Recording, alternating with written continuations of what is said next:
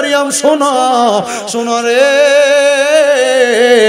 আমার আল্লাহর চরিত্রের পরীক্ষায় তুমি মরিয়ম পাস করে ফালাইছো। আমার আল্লাহ কইছে রে তুমি মরিয়ম রে আমার আল্লাহ তাআলা একটা উপহার দিব। ও মরিয়ম কি উপহার জানোনি? আমার আল্লাহ কইছে তোমার গর্ভের ভিতরে একটা নবী জন্ম দিব। জোরে কোন সুবহানাল্লাহ। মরিয়ম কয় বয়স 11। এখন যদি আমার গর্ভে সন্তান আসে, বিয়ে তো হয় নাই, মানুষ তো আমারে ওমা বিয়ে না হইলে সন্তান হইলে আমরা ভালো কইবেন কি কইব? জারজ কইব। মরিয়ম কয় আল্লাহ মানুষ আমার অপবাদ দিবে। আল্লাহ কয় মরিয়ম ইন্নাল্লাহা মা'আস সাবিরিন, নিশ্চয়ই ধৈর্য ধারণকারীর সাথে আমি আল্লাহ আছি।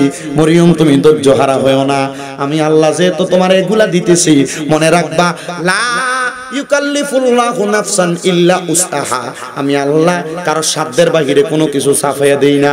মরিয়ম তোমার সাধ্য আছে সন্তান নেওয়ার, তুমি সন্তান নাও, এরপরে যা হইব দেখতাম তো আমি আল্লাহ। মারহাবা, আরো জোরে কন্যা মারহাবা। মুসলমান হযরতে মরিয়ম আলাইহিস সালাতু ওয়াস সালাম 10 জন নিছে আর কাছে আল্লাহ আড়াড়ি করলে হইতো না, মানুষ চাই থাকবো তোমার দিকে। মরিয়ম আলাইহিস সালাতু ওয়াস সালাম হুজুর দেখতাছে না, এর কাছে ভালো লাগতেছে না, হুজুর না দেখলে ওয়া শুনে মজা আছে ও। মরিয়ম আলাইহিস সালাতু ওয়াস সালাম কয় আল্লাহ তাহলে কেমনে সন্তান দিবেন? মরিয়ম আলাইহিস সালাতু ওয়াস সালাম রে জিবরাইল কয় কাম হিয়ার, সামনে আসেন। মরিয়ম আলাইহিস সালাতু ওয়াস সালাম সামনে, জিবরাইল কয় ও মা মরিয়ম আপনি একটু আপনার মুখটারে হা করেন। হযরত মা মরিয়ম জিবরাইলের সামনে আবার মুখটা হা করছে। জিবরাইল কয় মারহাবা, মারহাবা, আর জোরে কয় না মারহাবা। জিবরাইল কথা কইছে, জিবরাইল কয় মরিয়ম মা সামনে আসেন। হযরত মরিয়ম সামনে, জিবরাইল ফু দিয়া দিছে। মারহাবা কোন মারহাবা। হযরত মরিয়ম অল্প কিছুদিনের মধ্যে গর্ভবতী। পুরা বাইতুল মুকাদ্দাস এলাকার মানুষ কয় কিরে মরিয়মের গর্ভে যে সন্তান, বিয়া তো হয় নাই, সন্তান আসলো কই থেকে? মরিয়ম কয় আল্লাহ সন্তান দিলা, এই কলঙ্কের ঢোল লই আমি এখন কি করব? মানুষ আমারে কলঙ্ক দেয়। আল্লাহ কয় মরিয়ম ধৈর্য ধারণ করো। মরিয়ম কয় আল্লাহ ধৈর্য ধরলাম তো, মানুষ তো আমারে কলঙ্ক দেয়। সন্তান 10 মাস 10 দিন পরে দুনিয়া থেকে আগমন। পুরা ফিলিস্তিনের মানুষ আসছে হযরত মরিয়মকে মারার জন্য। ডাক দিয়া কয় যে সন্তানের বাবা নাই, এই সন্তানকে আমরা এলাকায় রাখা যাবে না, এই সন্তান আমরা এলাকায় থাকলে অমঙ্গল হবে। এমন কথা কয় না, অমঙ্গল হবে। মরিয়ম কয় আল্লাহ সন্তান দিছো না একরকম ছিলাম, কিন্তু সন্তান গর্ভে দিয়ে এখন জন্ম দেওয়ার পর আমি মার কাছ থেকে এই ইহুদিরা আমার সন্তানটারে কাইরা নিয়ে যাবে, আমি মার কলজাটা তো মানে না। মুসলমান শোনো রে, গতকালকে চট্টগ্রামে ইস্কন নামক হিন্দু উগ্রবাদীরা ওই মুসলমান একজন ভাইকে আঘাত করে হত্যা করেছে। মুসলমানের মসজিদের মধ্যে তারা ইট পাটকেল নিক্ষেপ করেছে। তাদের প্রভু নামক ইস্কনের গুরু ঠাকুর মেয়ে নিয়ে অপকর্ম করছে। অপকর্ম করার কারণে তাকে জেল হাজতের মধ্যে দেওয়া হয়েছে। কিন্তু ওই ইস্কনের উগ্রবাদীরা মুসলমানের মসজিদের মধ্যে হামলা করেছে, মুসলমানের উপরে হামলা করেছে।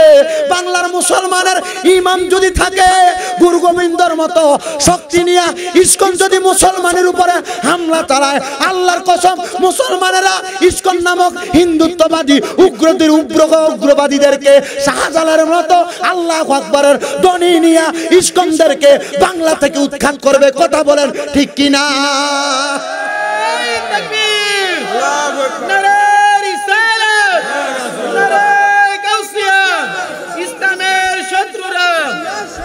হিন্দুদের মাঝে দুইটা দল।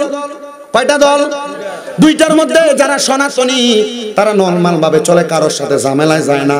কিন্তু ইস্কন নামক সংগঠনটা বড় উগ্রবাদী সংগঠন। আগে জঙ্গি টোয়াইতো মাদ্রাসায়, এখন জঙ্গি দেখা যায় ইস্কনের এখানে। কথা কন না কেন? বাংলাদেশের অন্তর্বর্তীকালীন সরকার ডক্টর মোহাম্মদ ইউনূস সাহেব আপনার কাছে আমরা জানান করতে চাই, আমাদের একজন ভাই অ্যাডভোকেট ছিল, ইসলাম ধর্মের পক্ষে সে কথা বলেছে, ওই ব্যক্তিকে হত্যা করেছে ওই ইসকনের যে উগ্রবাদীরা বাংলাদেশের মসজিদের মধ্যে আঘাত করেছে, মসজিদে আঘাত করে কোটি কোটি মুসলমানদের অন্তরের মধ্যে কলিজার মধ্যে আঘাত করেছে। যে ইসকনের সদস্যরা এই মুসলমানদের মসজিদের মধ্যে আঘাত করেছে, বাংলার কাঠগড়ার মধ্যে হিন্দুত্ববাদী ইসকনদের শাস্তি হওয়া লাগবে। কথা বলেন ঠিক কিনা? দুই দাঁতের চোয়ালের মাঝখানে জিহ্বা যেমন নিরাপদ, সকল ধর্মের, মুসলমান ধর্ম ছাড়া অন্য ধর্মের সবাই মুসলমানের কাছে নিরাপদ। কথা বলেন না কেন? কিন্তু কয়েকদিন আগে হিন্দুত্ববাদীরা পূজা যখন করছে মুসলমানরা পাহারা দিছিল। কি কথা বলেন না কেন? আমরা ওই মুসলমানদেরকে বলবো, যেহেতু পাহারা দিছেন, এখন দেখেন পাহারা দেওয়ার পরিণাম কি হয়ে দাঁড়াইছে। তারা আমাদের মসজিদের মধ্যে আঘাত করেছে। মসজিদ, মুসলমানদের কেবলাল মসজিদ বাইতুল্লাহ, এগুলাতে আঘাত করলে মুসলমান ঠান্ডা থাকবে না। আপনারা তো হুমনার এই গ্রাম্য অঞ্চলে থাকেন, হয়তোবা সোশ্যাল মিডিয়ার মাধ্যমে যুবকরা দেখে, আপনারা অনেকে দেখেন। মুসলমান একটা কথা মনে রাখবেন, বাংলাদেশের মধ্যে ভারতের এজেন্ডা বাস্তবায়ন করতে চায়। এরা চায় হিন্দুত্ববাদীরা মুসলমানদের বিভিন্ন ধর্মীয় পাঠশালাগুলা, বিভিন্ন ধর্মীয় কার্যক্রমগুলা বন্ধ করানোর জন্য, এগুলার মধ্যে উগ্রবাদী জড়ানোর জন্য। এগুলা যদি করে, বাংলার মুসলমান কি এমনি বসে থাকবে নাকি? কথা বলেন না ঠিক কিনা? বাংলার মুসলমান এমনি থাকবে না। আরেকটা কথা জানান করে দিতে চাই, বাংলার মানুষ স্বাধীনতাও চাইছে। বাংলার মানুষ বাংলাদেশের জমিনে সহজভাবে, সরলভাবে, সঠিকভাবে চলাফেরা করার ক্ষমতাও চাইছে। কিন্তু বাংলার মানুষ চায় নাই কারোর উপর আঘাত হবে, অত্যাচার হবে। অত্যাচার হচ্ছে, মাদ্রাসার দুইটা ছেলেকে প্রথম আলোর অফিসের সামনে পিটিয়ে মারা হয়েছে, কই এটার বিচার এখনো হচ্ছে না। আল্লাহর কসম এগুলোর বিচার হওয়া লাগবে। কথা বলেন ঠিক কিনা? মুসলমান যদিও দুনিয়ার জমিনের ভিতরে বিচার না হয়, মুসলমান যদি আমাদের শ্রদ্ধার মধ্যে যে আল্লাহর কাছে বিচার দেয়, এটার বিচার কিন্তু হবে। কথা বলেন না কেন? হযরত মরিয়ম কয়, আল্লাহ তোমার কাছে শ্রদ্ধার যে বিচার দিতেছি, আল্লাহ আমার তো এরা বাজে কইতাছে, খারাপ কইতাছে, আমার সন্তান জন্ম দিয়েছে, কিন্তু সন্তানের তো বাপ নাই, সন্তানের পরিচয় নাই, আল্লাহ তুমি বিচার করো। এরা আইছে মরিয়ম আলাইহিস সালামের কোলে হযরত ঈসা নবী টান দিয়ে লয়ে যাবে। কেউ গর্ত করছে, কইছে এটা জেতা কানায় লইবা। কেউ আগুন জ্বালাছে, কইছে ডাইরেক্ট আগুনে দিয়ে ফেলবা। জিনারা আগুনে দিতে তো উনি কি সাধারণ মানুষ না নবী? জোরে কোন? হযরত ঈসা নবীর হাতের মধ্যে নিছি ইহুদিরা জীবিত অবস্থায় গর্তের মধ্যে ফেলে দিবে, আগুনে ফেলে দিবে। হযরত ঈসা পয়গম্বরের মা মরিয়ম আলাইহিস সালাম লগে লগে আল্লাহর কুদরতি কমে সাজদা দিয়ে দিছে। আল্লাহর সাজদা দিয়া কয়, আল্লাহ আমার সন্তানরে মাইরা লাইবো, আমি মা কেমনে সহ্য করব? মার মতো আদর কিন্তু ফুতের আরে কেউ করে না। ও বন্ধু, ওই মা বাবার মনে কষ্ট দিয়া দুনিয়াতে শান্তি পাইবা না, আখিরাতের মধ্যে শান্তি পাইবা না। সে কই তোমরা কোনদিনও মায়েরই মনেতে কষ্ট দিও না, তোমরা কোনদিনও মায়েরই মনেতে কষ্ট দিও না। হায়রে মায়ের মনে কষ্ট দিলে খোদা তো পাবি না। বলেন মায়ের মনে খোদা তো পাবি না। তোমরা কোনদিনও মায়েরই মনেতে কষ্ট দিও না। কত পাপী আছে যে মাকে কষ্ট দেয়, মায়ের মনে কষ্ট দিয়ে অভিশাপ নেয়। আরে মায়ের মনে কষ্ট দিলে খোদা তো পাবি না। বলেন মায়ের মনে খোদা তো পাবি না। তোমরা কোনদিনও মায়েরই মনেতে কষ্ট দিও না। মাগো তোমার মতো লয় না কেহ আমায় বুকে টানি, আদর করে মুছে না কে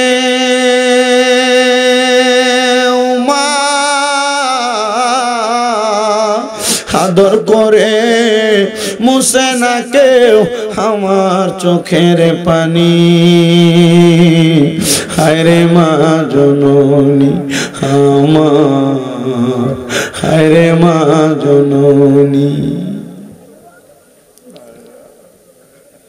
কিন্তু বর্তমান জামানা অনেক পরিবর্তন হয়ে গেছে। যে ফুতে কামাই করে আইন না দেয়, মা বাপ ওই ফুতের বেশি আদর করে। কথা কন না কা ঠিক নেই তো? কথা মূলটার মধ্যে থাকি, মায়ের আদরটা বেশি। কি আদরটা বেশি। হযরতে মরিয়ম কয় আমি আল্লাহর কাছে কাঁদতে লাগলাম, যখন আমার ফুত হযরত ঈসা নবীরে তারা মাটির নিচে ফালাইয়া দিব, এই টাইমে ঈসা নবী কয় শোনো রে, আমার মা আমারে এমনে জন্ম দেয় নাই, আমার আল্লাহ তাআলা জিবরাইলের ফুয়ের মাধ্যমে আমারে মার গর্ভে দিয়েছে। জোরে কোন সুবহানাল্লাহ। বাচ্চা কয় দিনের? একদিনের কথা কয়, মারহাবা কোন না কথা কইতেছে। এলাকার মানুষ কয় যে তো বাবা নাই, মানুষ তার বাবার বাজে মন্তব্য করবে। মরিয়ম এই ঈসা নবীরে তুমি নিয়ে দূরে কোন জায়গায় রাইখা আসো। ঈসা নবীরে দূরে এক জায়গার মধ্যে রাখতে গেছে। হযরতে মরিয়ম কয় আল্লাহ, ও আল্লাহ, আমার সন্তান আবার কি রেডি হইছে? রেডি হইছে? ঠিক আছে। কি তো ওয়াজ হইছে না? আমরা লগেরটা দিছে গেল ধরে রাখতালেন না, আইতাছে। আচ্ছা সাটা খাই আপনারা, ওই আবার যাইতাছে চা খাইতো কইছি দেখি তো কি দা করতাম। আরে আপনি তো আরেকটা বিলাতি আছে আছে। আচ্ছা আচ্ছা, অসুবিধা না, চিন্তা করেন। হযরত মরিয়ম আলাইহিস সালাতু ওয়াস সালাম আমার আল্লাহ তাআলার কাছে কান্দে, আল্লাহ এই ফুতেরে কই রাইখা? আমার আল্লাহ তাআলা কই মরিয়ম তোমার এলাকা থেকে দূরবর্তী একটা পাহাড় আছে, ওই পাহাড়ের গুহার মধ্যে রাইখা আসো। মরিয়ম কে আল্লাহ আমার ফুতেরে খাওয়াইবো কে? বাচ্চা মানুষ কান্না করবে। আমার আল্লাহ তাআলা ডাক দিয়া কই মরিয়ম খাওয়ানোর দায়িত্ব তো আমি আল্লাহর, চিন্তা করিস না রে, চিন্তা করিস না।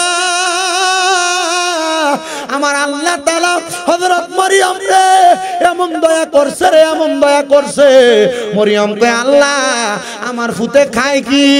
ওরে বাবা, আপনাদের এলাকায় সন্তান জন্ম নেওয়ার পরে দেখবেন সন্তানের আঙ্গুল ছোঁয়নি, না? এটা কেন সই জানেন? হযরত মরিয়ম যখন ওই সন্তানের রাইখা আসতে গেছে, আমার আল্লাহরে কই আল্লাহ ফুতে খাইবো কি রাইখা গেলে? আল্লাহ কই প্রত্যেক রাত্র বেলা এসে এসে সন্তানরে খাওয়াইও। আমার আল্লাহরে কই আল্লাহ রাত্র খাওয়াইলে সারা দিন কি আমার ফুতের পেটে খিদা লাগবো না? আল্লাহ কই মরিয়ম আমি আল্লাহ তোমার সন্তানের সাদা আঙ্গুলের মাথাটার ভিতরে একটা জান্নাতের দুধের নহর লাগাইয়া দিছি। তোমার সন্তানের পেটে ক্ষুধা যখন লাগবো, সন্তান যদি ডাইন হাতের সাদা আঙ্গুলটা মুখের ভিতরে দেয়, আমি আল্লাহ তাআলা তোমার সন্তানরে কুদরতি ভাবে খানা খাওয়াইয়া দিব। ওরে কেউ বুঝিতে পারে না রে মাবুদ মাওলার খেলা, আরে পীর মুর্শিদের খেলা। আরে জোর করিয়া বুঝতে গেলে তার ঘটে মরণ জ্বালা, আরে জোর করিয়া বুঝতে গেলে তার ঘটে মরণ জ্বালা। কেউ বুঝিতে পারে না রে ওলি আল্লাহর খেলা, আরে পীর মুর্শিদের খেলা। ওরে শাস্তি নিব সরে কারোর কেনা কি ফুটে না, আবার 6 মাসেরও কালের দয়াল পাই যে 16 আনার দয়াল পাই যে 16 আনা। দয়াল জোর করিয়া দিবে তোরে, জোর করিয়া, জোর করিয়া দিবে তোরে ববের যত প্রেম জ্বালা। কেউ বুঝিতে পারে না রে ওলি আল্লাহর খেলা, আরে পীর মুর্শিদের খেলা। আল্লাহ যেমন কুদরতের খেলা ঘটাইলো, আল্লাহ কই আমরা লগে তো ঘটান না। বলে বান্দা তোমরা তো আল্লাহরে পাও নাই, ও আল্লাহ আপনারা কেমনে পাইবো?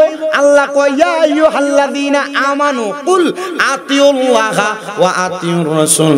যদি আমি আল্লাহরে পাইতে চাও, আমি আল্লাহরে পাইতে চাও, তাহলে তোমরা আমার রাসূলের ইতাআত করো। জোরে কোন সুবহানাল্লাহ। বলে আল্লাহ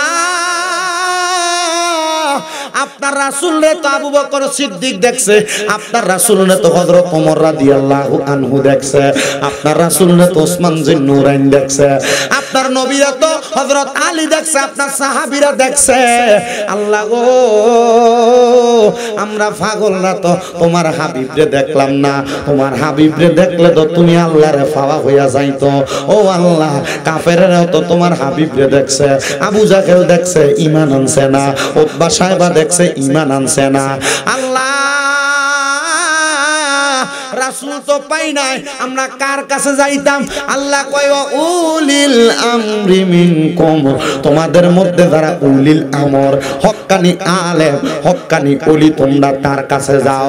ও বন্ধুরে, পীরে তরিকত মুনাজিরে আজম আল্লামা হযরতুল আল্লামা পীরজাদা কাজী আবু সাঈদ পেশোয়ারী রাহমাতুল্লাহ আলাইহি কত বড় আলেম ছিল। হোমনা বাঞ্ছারামপুরের মানুষের কাছে বাইঙ্গা বোঝানো লাগতো না, নরসিংদীর মানুষের কাছে বাইঙ্গা বোঝানো লাগতো না। যদি ওনার কবরটার সামনে, মাকবারার সামনে, রওজার সামনে, মাজারের সামনে দয়া জিজ্ঞাসা করবা, মুরাকাবা কইরা, মুশাহাদা কইরা, ও কাজী আবু সাঈদ পেশোয়ারী রাহমাতুল্লাহ আলাইহি আপনি কেমনে ওলি হইছেন, আপনার কি লেগে এত পাওয়ার, মানছে কি লেগে আপনারে মানে, মানছে কি লেগে আপনার অনুসরণ করে? হযরত কাজী আবু সাঈদ পেশোয়ারী কইব রে, আমি আমার রাসূলরে ভালোবাসছিলাম, আর আমার আল্লাহ তাআলা রাসূলের ভালোবাসা, মুহাব্বত আমি কাজী আবু সাঈদ পেশোয়ারীর কলবে থাকার কারণে সমস্ত এলাকার মানুষের অন্তরে আমি আবু সাঈদের ভালোবাসা দান কইরা দিছি।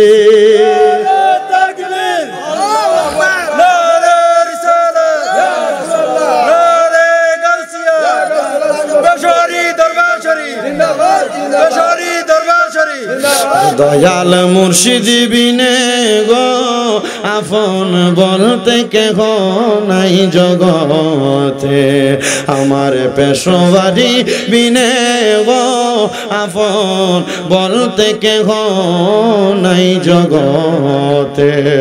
ওরে দেখাইয়া তার রূপের ঝলক, দেখাইয়া তার রূপের ঝলক, মনে কইরাছে ও দাসী পানো মুর্শিদ তোমায় ভালোবাসে। আমার মুর্শিদ কেন বোঝে না গো তারে আমি কত ভালোবাসি, আমার পেশোয়ারী কেন বোঝে না গো তারে আমি কত ভালোবাসি। ওরে দেখাইয়া তারে রূপের ঝলক পেশোয়ারী গো, ওরে দেখাইয়া তার রূপের ঝলক, মনে কইরাছে উদাসী তারে আমি কত ভালোবাসি। আমার পেশোয়ারী কেন বুঝে না গো তারে আমি কত ভালোবাসি। ওরে যেদিন থেকে মুর্শিদ গোহারা, সেদিন থেকে আমরা পাপীর বুকেতে ব্যথা। হায়রে যেদিন থেকে পেশোয়ারী হারা, সেদিন থেকে আমরা পাগলের বুকেতে ব্যথা। ওরে একবার দেখা দিয়া মোরে, একবার দেখা দিয়া মোরে, মনে কইরা দাও সান্ত্বনা পানো মুর্শিদ তোমার মুখের হাসি। আমি কেমনে বলিব পেশোয়ারী বাবা তোমার মুখের হাসি। কাজী আবু সাঈদ পেশোয়ারী রাহমাতুল্লাহ আলাইহির মতো এমন হক্কানি আলেম, এমন একজন হক তরিকতপন্থী লোক, বড় আল্লাহর ওলি পাইতে তোমার বড় কষ্ট হবে। যেমন পীর তেমন আলেম, পীর আছে কিন্তু আলেম নাই, আলেম আছে পীর নাই, কিন্তু ওনার মাঝে দুইটা জিনিস আছে। ও মুসলমান রে, ও আমার হোমনা নুরালাপুরের বাবারা, হযরত আবু সাঈদ পেশোয়ারীরে কেন অনুসরণ করি? কারণ আমরা জানি আল্লাহর ওলিদেরকে অনুসরণ করলে রাসূলের অনুসরণ হইব, রাসূলের অনুসরণ করলে আল্লাহর অনুসরণ হইব। তার মানে ওলি পাইলে রাসূল পাইবা, রাসূল পাইবে আল্লাহ পাইবা। জোরে কোন ঠিক কিনা? এই জন্য আমরা আল্লাহ আল্লাহর ওলিদেরকে অনুসরণ করি। ঘোষণাকার আল্লাহর, আল্লাহ কয় কুল আতিউল্লাহ ওয়া আতিউর রাসূল ওয়া উলিল আমরি মিনকুম, তোমরা যদি আল্লাহর ভালোবাসা মানে আল্লাহর অনুসরণ করতে চাও তোমরা রাসূলের অনুসরণ করো, রাসূলের অনুসরণ করতে চাও আউলিয়া কেরাম উলিল আমরদের অনুসরণ করো। বলে হুজুর শুধু পেশোয়ারি দরবারের কথা বললেন, অন্য কোন দরবারের কথা দিয়ে আপনারে বললেন না। আমি বলবো বাবা তোমার কাছে যেই পীরটারে ভালো লাগে, যেই পীরটারে মোহাব্বত হয়, যেই পীররে দেখলে তোমার আল্লাহর কথা মনে হয়, ওই পীরটারে তুমি মানবা, ওই পীরটারে তুমি অনুসরণ করবা। যদি করতে পারো আমার আল্লাহ তাআলা তোমার পীরের কারণে, তোমার পীরের সোহবতে থাকার কারণে আল্লাহর খাস রহমত তোমারে ডাইলা দিব। কয় কেন গো? আল্লাহ তাআলা ঘোষণা করে বান্দা ইন্না রাহমাতাল্লাহি করিবুম মিনাল মুহসিনিন, নিশ্চয় আমি আল্লাহর রহমত আল্লাহর ওলিদের নিকটবর্তী হইলে পাইবা। আল্লাহ আপনার রহমত আমরা ওলিদের নিকটবর্তী হইলে কেমনে পামো? শুনেন বাবা, শুনেন, রোম সাম্রাজ্যের একটা ছোট্ট কথা বললে আরো বুঝতে পারবেন। একজন মা জননী ওনার সন্তানকে নিয়ে বড় পেরেশান। সন্তানের কাজ হলো নেশা করা, সিগারেট খাওয়া, নেশা জাতীয় মদ্যপান করা। এই নেশাখোর সন্তানদেরকে নিয়ে মা বাবা বড় জ্বালায় আছে, মা বাপ বড় যন্ত্রণায় আছে। অনেক সময় মা বাপ কানের দুল খুললা রাখা গোসল করতে গেলে এটি নিয়ে বেচালায় নেশাখোর ফুতেরা। কথা কন না কেন? বউয়ের মোবাইল পরে একটা বালা জিনিস রাখতে পারে না, নিয়ে বিক্রি করে ফেলে নেশাখোররা। কি আছে না এলাকায় নেশাখোর? নুরুল্লাহপুর এলাকায় নেশাখোর নাই? বাবা খুন নাই? কথা কয় না কেন? হাড়ি পাতিল নিয়ে বেচালায় মন্য আসে না বাটফার। এ নেশাখোর ফুলা ভান্ডিরে লইয়া বড় জ্বালা, বড় জ্বালা। এ পোলা ভাই মনে রাখবা, তোমরা যারা যুবক ভাইরা আছো তোমাদের জন্য কয়েকটা কথা বলি। আমি একটা জিনিস অবজার্ভ করলাম, কয়েকজনরে আমি জিগাইলাম আমার এলাকার যারা সিগারেট খায়, আমি কইলাম সিগারেট খান কেন, আপনার এই খানাটা শিখাইছে কে? হ্যাঁ কয় আরে বন্ধু বান্ধবের লোকে চলতে চলতে খাইলিস। আরো কয়েকজনের দিকে কে শিখাইছে তোর এই বাদ জিনিস খানা? হ্যাঁ কয় আরে ভাই বন্ধু হাত যে একদিন টান দিতে দিতে শিক্ষা লাইছে। এজন্য পোলাপান মনে রাখবা, এ সিগারেট খানাটা থেকে কিন্তু তুমি নেশার দিকে যাইবা। তোমার বন্ধু তোমারে দেখবা মাঝে মাঝে একদিন করবো আর দিয়াল একটা টান, কি হইব? দিল তোর আগুনটা জ্বালাই দিল। এজন্য যারা সিগারেট খায় নেশা করে, সে নিজে থেকে নেশা করে না, যে কোনো বন্ধু বান্ধবের পাল্লায় পড়ে নেশা করে সিগারেট খায়। এমন বন্ধু থেকে সাবধান। সে তোমার বন্ধু না, সে কাল সাপ তোমার শত্রু, তোমার জীবন নাশ করে দিবে ফলা।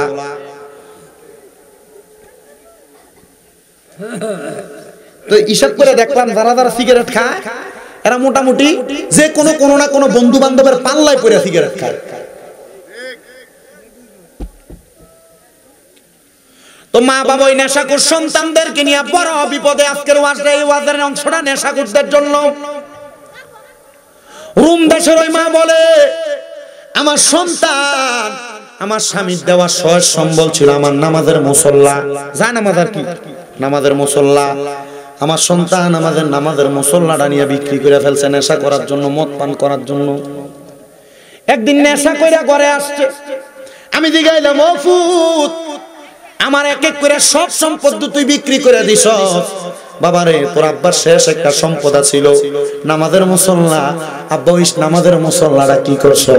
ডাক দিয়া কয় মা আজকে নেশা করার জন্য আমার কাছে কোনো সম্পদ ছিল না, টাকা ছিল না, ওই টাকাটা আমি জোগাড় করার জন্য আপনার নামাজের মুসল্লাটা বিক্রি করে দিছি। আর ওই নামাজের মুসল্লাটা যে বেটা কিনছে উনি বড় একজন আল্লাহর ওলি। ওটা মজা পাই, বড় কি বড় আল্লাহর ওলি। উনি কইতে কেমন অভাবী, আর কিছু ব্যস্ত পাইছে না, কিতাব আছে নামাজের মুসল্লা ব্যস্ত দিয়া লাগিয়া। আরে কি সেটা শতান আল্লাহর ওলি। আমি তার বাড়ি তালাশ করতে লাগলাম। ওই মা ফুতের দিকে ফুট নেশা করবার লাগে নামাজের মুসল্লাটা বিচ্ছা দিছ। চিন্তা করছেন কেমন শয়তান? শয়তান কিন্তু এটা ইন্টারন্যাশনাল শয়তান। কি শয়তান? ইন্টারন্যাশনাল শয়তান। আব্বা কথা কই না বাবা, বিরিয়ানি রেডি হয়ে গেছে, এই কথা কিছু না কিতা আমার মনে আছে না গতবার রাগের বারের কথা নি না গতবার ওই গেছে বছর মাগু ইয়ানাবি কয়ে দাঁড়ানোর পরে দিয়ে বিরিয়ানি লেগে সবাই পুরো প্যান্ডেল ঘুরে গেছে গা।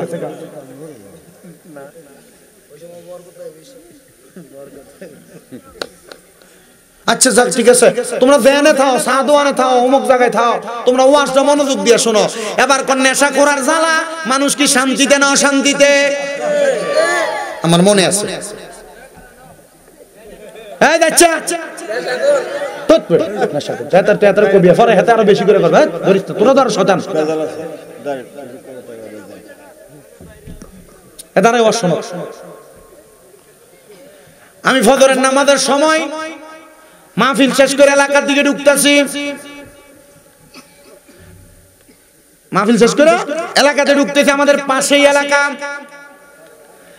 দেখতেছি উনি কাবজা করতে করতে সকালবেলা চোখ ডলতে ডলতে বাইর হয়। আমি দিকে এলাম, কাকা কাবজা করেন কি লেগে বেঞ্চু বেন্ডালা এত জোরে জোরে চিল্লাইলে মানুষ তো ঘুমায়, মানুষ আপনারা গালাগালি করবো। ও কইও না, রাত্রবেলা ব্যবসা করে টাকা না পকেটে রাখি, সকালবেলা আইনা আমি মাছ বেচছাম, মাছটা কিনে না আরো থেকে বেচমু, আজকে পকেটে হাত দিয়ে দিই, পকেটের ভিতরে 500 নাই। তার মারে জিগাইলাম, এ আমার স্ত্রী টাকাগুলা কোথায় কই গেছে? 500 টাকা তো পকেটের মধ্যে নাই। আমার স্ত্রী আমার জবাব দেয় আপনার ফুতে নিছে। তারা জিগাইলাম 500 টাকা কি লেগে নেস্তে? আমারে সেট দেখায় বাবা খাইবার লাগিয়া। আমি কইলাম তে বাবা খাইবো আমার এনে খাইবো, তেদি টাকা লইয়া গেছে গা। হুজুর আচ্ছা আপনি কোনছো কাকা বাবা খাই কেমনে? আমি আব্বা আমি এটা শুনছি, এটা একবার যখন প্রথম ইয়াবাটা প্রথম চলতেছে তখনের কাহিনী। আমি কিন্তু ওয়াজ করে 8 বছর আজকে প্রথমের কাহিনী। আমি কইলাম কাকা এ বাবা সে বাবা না, এটা ইয়াবা। কইটা আবার কি তাই কইটা খাইলে বলে সোর ভিতরে একটারে 3টা দেখে। কাকা চিন্তা করে না, আপনার ফুতে আপনার 3টা দেখবো। এক বাপের যে সম্মান করত আপনি এক বাপের 3 বাপের সম্মান করব কোনা? তাহলে ঠিক আছে। আমি আপনার ফুতে কি পাগল হয়েছে, আপনি তার থেকে বড় পাগল হয়েছেন। এটা খাওয়ার কারণে, নেশা করার কারণে বাবা খররা মানুষকে ঠেক দিতে দেরি করে না, বউয়ের উপর মায়ের উপর অত্যাচার করতে দেরি করে না। সাবধান মুসলমান, ও নবীর উম্মতের দল। আল্লাহর ওলি কয় এটা কোন ক্ষুধার্ত ব্যক্তি, কোন অভাবী ব্যক্তি আমি জানলাম না, সে তার টাকা পয়সার জন্য নামাজের মুসল্লা বিক্রি করছে। আর তার মা কয় পুত্রে আমার সব বিক্রি করছ, শেষমেশ বুঝি আমার নামাজের মুসল্লাটা বিক্রি করছ। পুত্রে ফুত এটা ঠিক কাজ করস নাই। ফুত মার সাথে রাগ দেখে বাড়ি থেকে বাইর হয়ে গেছে। এবার ওই আল্লাহর ওলি ওই বাড়িটা খুঁজতে খুঁজতে এই ঘরের সামনে দাঁড়াইছে, আসেননি কেউ ঘরে। আমি একটা জিনিস দেখাইবার লাগা সেই জিনিসটা চিনেননি। মহিলাটা দৌড়ে এসে কই কে গো আমার ঘরের দরজার সামনে? উনি ডাক দিয়া কই নামাজের মুসল্লাটা আমার কাছে একটা বেড়া বিক্রি করে গেছে, মনে হয় অভাবে ছিল। এই এলাকায় নাকি তার বাড়ি, নামাজের মুসল্লাটা অভাবের কারণে বিক্রি করে দিছে। মহিলা কই হুজুর আমার ফুতে বেচে, তবে অভাবের জন্য বেচে নাই, নেশা করার জন্য নামাজের মুসল্লা বিক্রি করে দিছে। আল্লাহর ওলি কয় মা আপনার ছেলে কি ইহদিনাস সিরাতাল মুস্তাকিমের দাওয়াত পায় নাই? আপনার ছেলে কি হেদায়েতের দাওয়াত পায় নাই গো মা? মা ডাক দিয়ে কই হুজুর পাইছে কিনা জানি না, তবে আপনি আমার সন্তানটার বালা বানিয়ে দেন। আপনি একজন আল্লাহর ওলি, যে আপনি নামাজের মুসল্লাটা দিয়া পরিবারের খবর নিতে আসছেন। ও হুজুর গো আমার ছেলেটারে আপনি একটু বালা বানিয়ে দিয়েন। ওই মা এই কথা বলার পর আল্লাহর ওলির মনটা একটু নরম হইছে। মা আপনি আপনার ছেলেটারে রোমের বড় মসজিদের মধ্যে পাঠাইবেন, আমি আপনার ছেলেটারে বালা বানিয়ে দিব। আপনার ছেলেটারে বালা তো আমি বানাইতাম না, বানাইবো আল্লাহ তাআলা। আমি চেষ্টা করব, আমার আল্লাহ কইছে আল্লাহর বন্ধু যারা তার কাছে আল্লাহর রহমত পাওয়া যায়। আপনার ছেলেটারে আমার কাছে পাঠাইয়েন, আমি আপনার ছেলেটারে আমি বালা বানানোর চেষ্টা করব। ওই মা ডাক দিয়া কয় হুজুর আমার কাছে ছেলেটারে আপনার কাছে পাঠামু, এ ফলা তো 5 ওয়াক্ত নামাজ তো পড়ে না, জুমার নামাজ তো ঠিকমতো পড়ে না, আপনার কাছে পাঠামু কেমনে? আল্লাহর ওলি কয় মা বুদ্ধি করে পাঠাইয়েন। বলে হুজুর আমার কাছে একটা বুদ্ধি আছে, আমার ছেলে তো নেশা করার পাগল, আমি আমার ছেলেরে কমু ওই রোমের বড় মসজিদের সামনে যাইবি, মসজিদের হুজুরের লগে কথা কইবি, দেখবি হুজুর তোরে নেশা করার জন্য অনেক অর্থ প্রদান করব। জোরে কোন না নাউজুবিল্লাহ। মহিলা এই কথা বলতে হুজুর কয় ঠিক আছে, তারা বাঁচাইবার লাগে মিছা কথা কইতেছেন। কি লাগা? তিন জায়গায় মিছা কথা কোন যায়? ঝগড়া সমাধান করার জন্য, কোন ব্যক্তিকে বাঁচানোর জন্য, এবং জামাই বউয়ের ঝগড়া সমাধান মানে বউরে খুশি করার জন্য। কারণ আপনার বউরে আপনার 200 টাকা দিয়ে জিনিস নিয়ে দিলে খুশি হয় না, কিন্তু নিয়ে যদি 200 টাকা জিনিস কোন এটা দাম 2000, ফাইন।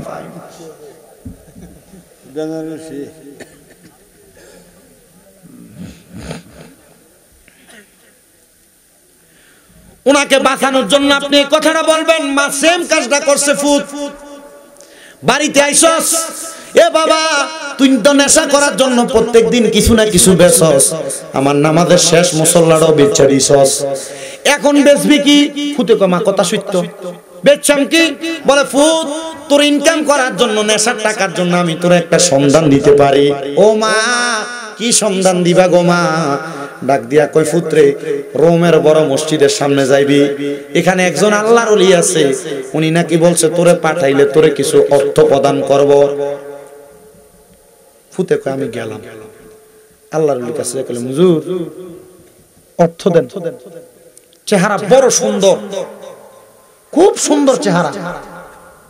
আল্লাহর ওলি কয় হু টাকার দরকার, আসো। তার একটা পুটলি মোড়ায় কিছু মোহর প্রদান করছে, মোহর। তবে বাবা নেশা করার জন্য যে এত টাকা নিবা, এ বাবা আমার সামনে একটা পুকুর দেখা যায়, ওই পুকুরের মধ্যে তুমি গোসল করে আসো, মানে এই পুকুরের মধ্যে তুমি বিসমিল্লাহ বলে 3টা ডুব দিবা। 3টা ডুব দিলে আমি তোমারে নেশা করার জন্য কিছু অর্থ প্রদান করব। এই যে দেখো পুটলি, টাকার একটা পুটলি, আগের যুগে মোহর দিয়ে দেন বলা হইতো, আদান প্রদান হইতো। ওই ছেলে বলে নেশা করা, নেশার জন্য সব করতে পারে, নেশার জন্য সব করতে পারে। ডাক দিয়া হুজুর আপনি বলছেন এই পুকুরে 3টা ডুব দিলে নেশা করার জন্য আমার যা অর্থ লাগবে আপনি আপনার পুটলি থেকে দান করবেন। বলে হ্যাঁ দিব। ছেলে বলে আমি একটা লাফ দিয়ে পুকুরের মধ্যে পড়ে গেলাম। পুকুরের মধ্যে পড়লাম, আমি পুকুরের মধ্যে বিসমিল্লাহ বলে 3টা ডুব দিলাম। 3টা ডুব দেওয়ার পরে আমি উঠে আসলাম, আমি দেখলাম উনি আমারে যে মোহরের পুটলি আছে পুরাটা পুটলি আমার হাতের মধ্যে তুলা দিছে। পুরাটা পুটলি হাতের মধ্যে তুলা দেওয়ার পরে আমি দৌড়াইয়া যে জায়গার মধ্যে থেকে আমি মদ ক্রয় করে মদ খাই, ওই জায়গার মধ্যে ঢুকার পর দেখলাম মদওয়ালারা মদ সব ফালাইয়া দিয়া দূরে চলে গেছে গা। আমার দেখা মদ ফালাইয়া দিয়া চলে গেছে গা। আমি বুঝতে পারলাম না, যেহেতু দোকানদার নাই আমি কার কাছ থেকে মদ ক্রয় করব। আমি চলে আসলাম, রাস্তা দিয়ে হাঁটি, মানুষ আমারে দেখলে পালায়া জায়গা। বাড়ির মধ্যে যাই আমি আমার মারে কইলাম মা আজকের মতো ঘটনা তো আমি আমার জীবনে দেখছি না। রাস্তার ভিতরে যে আমারে দেখে, আমারে দেখা দেখা তারা পালায়া জায়গা। ও মুসলমান আপনি কেমন জীবন আপনি গঠন করলেন? মানুষ আপনারা সামনে দিয়া দেখলে সালাম দেয়, পিছন দিয়া দেখলে আপনার পিছন দিয়া সালাম দিয়া যাওয়ার পরে কয় গোলামের পুত্র বড় দুষ্ট। এমন ফুন্ডা এলাকাত নাই। জীবন বানাইছে কেমন জীবন, না আলোতের জীবন। এমন জীবন না বানাই এমন জীবন আপনি করেন গঠন। মরণে হাসিবেন আপনি, কাঁদিবে ভুবন। কিন্তু আপনি এমন জীবন বানাইছেন মরণে কাঁদিবেন আপনি, হাসিবেন ভুবন। আপনি মরিয়া গেলে মানুষে কয় দম কাটা মরছে, এটা আরো ভালো হয়েছে। কথা কয় না কেন? আপনি একটা বালা জীবন বানান, এমন জীবন বানাইয়েন না মানুষ আপনার সামনে দিয়ে সালাম দিব, পিছন দিয়ে গোলামের ফুটকে গালি দিব। সাবধানে মন জীবন বানাইয়েন না। এবার আল্লাহর বান্দা তার মার কাছে দেয়া কয় মা, ও মা প্রত্যেক দিনে তো আমি রাস্তা দিয়ে হাঁটি, মানুষ আমারে সালাম দেয়, মানুষ আমার সামনে আসে, কত সুন্দর সুন্দর কথা কয়। ও মা আজকে দি মানুষ আমারে দেখলে রাস্তা থেকে পালায় জায়গা, যে জায়গায় যাইতাম নেশা করবার লাগা ওই মতের বাড়ি খানার মানুষ আমারে দেখে দেখে বাইতে জায়গা। মা কারণ কি? মা দরজা থেকে বাইর হয়ে আইসা ফুতেরে দেখে বেহুশ হয়ে গেছে। ফুতে গোমা এটা কি কাণ্ড? এই কালা কালা মানুষ খারাপ না, বলেন বালা। হ্যাঁ বলে বালা, মারহাবা কোন।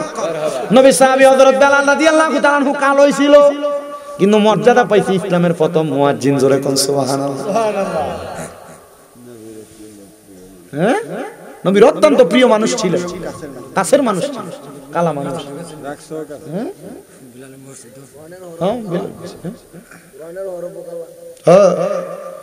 ওই বেলাল রাদিয়াল্লাহু তাআলা আনহুর মসজিদে আমি দেয়া নামাজ পড়ে আসছি 2 মাস হয়, মাত্র 2 মাস। বড় সুন্দর জায়গা, এই জায়গাতে খেজুরের বাগান ছিল, এখন মসজিদ হয়ে গেছে। তো কালা ছেলে মা বেহুশ হয়ে গেছে, মা সজাগ হওয়ার পর ডাক দিয়ে কয় মা আপনি যে আমারে দেখে বেহুশ হয়ে গেলেন, সবাই যে দশা আপনারও তো এই দশা। ডাক দিয়া কয় ছেলে রে তুই কেমনে আমার ছেলে, আমি তো এমন কালা ফোলা জন্ম দিছিলাম না, আমার ছেলে চেহারাটা সুন্দর ছিল, তো চেহারা দিয়ে কালা। ফোলা কই যার কাছে যায় কেউ আমার জায়গা দেয় না। ছেলে ডাক দিয়া কয় এবার আমি দৌড়াইতে দৌড়াইতে রোমের মসজিদের বড় ইমাম সাহেবের কাছে গেলাম। ডাক দিয়া কইলাম হুজুর, ও হুজুর গো আপনি আমারে যে পুকুরের ভিতরে ডুব দিয়ে আইছেন, এই পুকুরের ভিতরে যে আমি ডুবটা দিলাম, এই পুকুরে ডুবটা দেওয়ার কারণে আমার সুন্দর চেহারাটা কি কালা হয়ে গেছে, আমার যে দেখে সে ভয় পায়, আমার মাও আমারে গ্রহণ করে না। আমার মা কয় আমার ফুতের চেহারা সুন্দর, তুই ফুতের চেহারা তো কালা। না রে না বাবা, তুই আমার ফুত না, তুই আমার কাছ থেকে জাগা। মা ডাক দিয়া কয় আমি আমার সন্তানরে 7 বছর হারাইয়া রাখলাম, আমার সন্তান আমার কাছে নাই, তবে ওই রোমের আল্লাহর ওলি আমার কাছে খবর পাঠাইছে, আপনি আপনার ছেলের জন্য টেনশন করেন না, আপনার ছেলে ভালো জায়গায় আছে, নেশা করে না। বলে হুজুর কেমনে? রোমের আল্লাহর ওলির কাছে যখন ওই ব্যক্তি গেছে, ডাক দিয়ে কই হুজুর আপনার আমার যেহেতু এলাকার কোনো মানুষ পছন্দ করে না, আপনি আমারে আপনার দরবারে রাখিয়া দেন। হুজুর কই তুই নেশাখোর, তুই মদখোর, তোরা আমার কাছে রাখতাম না। আল্লাহ কয় যারা নেশাখোর, যারা মদখোর, এরারে আমার কাছে রাখি না। আল্লাহ কেন? আল্লাহ কয় ইন্নাল্লাযীনা কাফারু মিন আহলিল কিতাবি ওয়াল মুশরিকিনা, মারহাবা কইতেন না, ওয়াল মুশরিকিনা ফি নারি জাহান্নামা খালিদিনা ফিহা। আল্লাহ কয় নিশ্চয় যারা কুফরি করে, যারা নেশা করে, নেশা করার সময় তাদের ঈমান থাকে না, এরা কাফের হয়ে যায়, কুফরি করে। এই কুফরি যারা করে আল্লাহ কয় এরা জাহান্নামী, একদিন 2 দিন না সারা জীবন জাহান্নামে থাকবে। কয় তুই তো নেশা করস, আমি আমার দরবারে নেশা করার জায়গা দেই হুজুর? কেউ যে আমারে গ্রহণ করে না, আপনি যদি আমার জায়গা না দেন আমি কার কাছে যাব? দয়াল মুর্শিদ তোমার দরবারে চাকর নিরাখিবা আমারে, কন্যা দয়াল মুর্শিদ তোমার দরবারে চাকর নিরাখিবা আমারে। আমি বিনা মাইনে করব চাকরি, বিনা মাইনে করব চাকরি, মুর্শিদি চাঁদের কদমে চাকরনি রাখিবা আমারে। আমার পেশোয়ারি চাঁদের দরবারে চাকর নি রাখিবা আমারে। নাই সাধন বোজন গো দয়াল, নাই সাধন বোজন, কি দন আছে কি দন দিয়া রাখতাম তোমার মন। হারে নাই সাধন বোজন গো দয়াল, নাই সাধন বোজন, কি দন আছে কি দন দিয়া রাখতাম তোমার মন। দয়া কইরা কবুল কর পেশোয়ারি গো, দয়া কইরা কবুল কর তোমার নুরি কদমে চাকরনি রাখিবা আমারে।